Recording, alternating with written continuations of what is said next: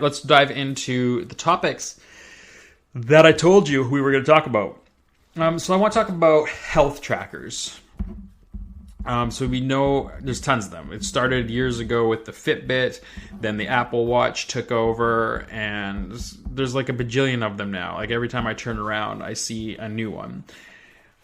And they track how many steps you take, your heart rate all day, how many times you stand up and sit down. They track how well you're sleeping. All of this data, it's tracking all the time. And are they worth it? Do you need it all? Look, I think that they're totally not worth it. I think that you don't need it, and you don't need them, and they're not really telling you anything. Now, this is going to be super controversial. I fully understand there's going to be a shit ton of people that are going to message me and be like, well, I use my health tracker, and it's awesome, and I love knowing how many steps I take in a day, and it motivates me, and blah, blah, blah, blah, blah, blah. Cool. For some people, it might work. But I'm going to tell you, for the majority of people, they use it for a little while. There's like a couple things. They use it for a little while and then like stop using it. Or they use it as an excuse to actually do less than they could. Because like a lot of those things, like I've been out walking with my dad and his little thing pops up, says, oh, you've done your 10,000 steps for the day. So he's just like, okay, like now I'm not going to do anything else. I'm like, okay, but like it's noon. There's a lot of day to go. Plus, he's not really in the best shape anymore, but he's still hitting his steps any day. So how is this correlating? So this whole idea of 10,000 steps is based on some research that came out a long time ago that was never intended to talk about health and fitness. It was talking about, it essentially came from studies on remote populations of humans that still live a tribal traditional lifestyle.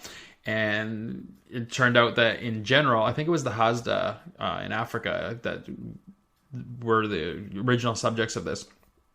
And it turned out that they walk around 10,000 steps a day. And that then became the marker of what we should all be doing, is we should be walking as much as them. Why? I don't know. There's no rhyme or reason to it. It just became this thing. So now there's like this thing that's become, this is what happens, right?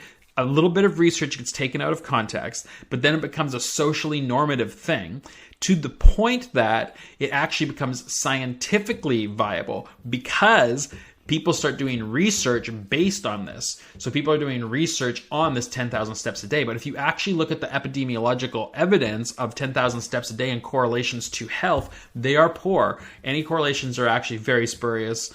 And they're dumb. Like it's not a marker of anything, this 10,000 steps a day. And this is where people start getting angry. Well, but it makes me do stuff that I wouldn't normally. I'm like, okay, but like that's on you. Like it's on you. And the problem becomes with that is if that becomes your marker and that's what you try to achieve, your 10,000 steps a day, and then you think you're doing good things for your health, but you're not necessarily. And that's where we start to get into problems, is people will start to use these trackers to get their 10,000 steps a day and think that they're doing good things for their health. But I can take most people that do 10,000 steps a day as their health and fitness program, and in 30 seconds have them do some super basic movement stuff that will knock the wind right out of them. So how good is that really? It's not. And here's the other problem I have with the health and fitness trackers, right? It's all